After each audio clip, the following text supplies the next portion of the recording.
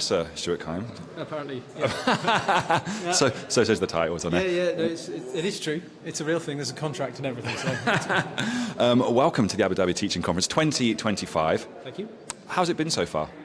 I feel very welcomed, and I'm enjoying myself.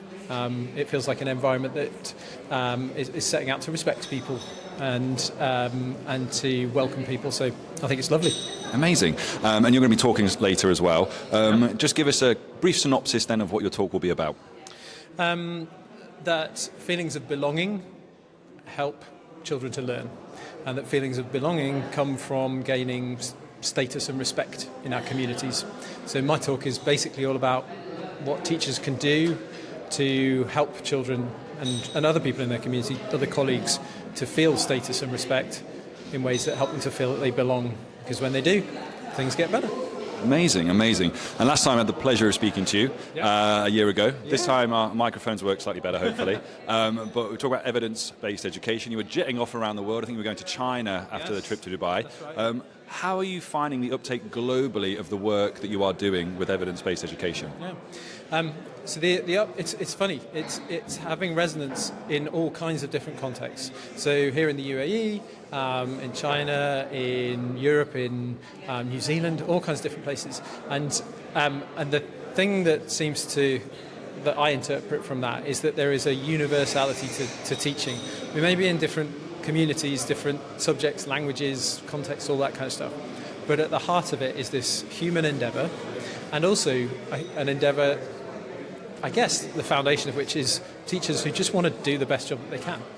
So when we're bringing the best available research evidence on what the most highly effective teachers know and do and believe, that seems to cut through because it ties into a motivation that so many teachers have, irrespective of where you are on earth. People just want to do the best they can. Definitely. And there are hundreds of teachers there, I think, that resonates with that today. If you were to say, look, what's the one golden bit of information, the one golden nugget you want them to leave with today, just thinking about what you do, what would that be? It would be that when learners of all sorts come into our communities in schools, they leave things behind, right? You leave behind your home, your family, the community in which you live. It may only be a short distance away physically. You might have come a few miles, but socially you've travelled a long way. You've changed. You're away from all of those things that are familiar to you. You're now in a new place, but you're seeking so many of the things that you have in your old place that help you to thrive and to flourish. Those feelings that you get from, maybe from family, from friends in your community of being known and understood and that you matter.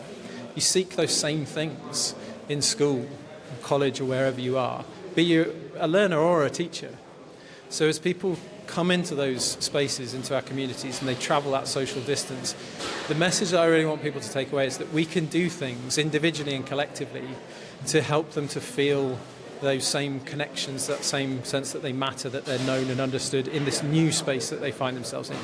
And I think it's particularly important for people who are joining a school as a child for the first time, or as a teacher for the first time, that we are consciously and intentionally working to help them to build those feelings, that status, respect in the community. If they do that, I think there's just such potential to do amazing things in the classroom. So that's the big thing I want people to take away. Great takeaway. And one of the things we know that brings people together is music. Yeah. Take yourself back to your, hospital DJ days. Did you have a radio name for that, by the way? Yes. So my radio show was called, I didn't have a DJ name, I didn't go that far, but my radio show was called The Afternoon Bed Bath. Okay. Well, sticking with the theme for today, we are asking people that education had a theme tune. What would yours be? I'm one of life's optimists, so I'm going to go with D. Ream's Things Can Only Get Better. A great choice, a great choice. Well, Stuart, thank you ever so much for speaking with us. Enjoy the conference,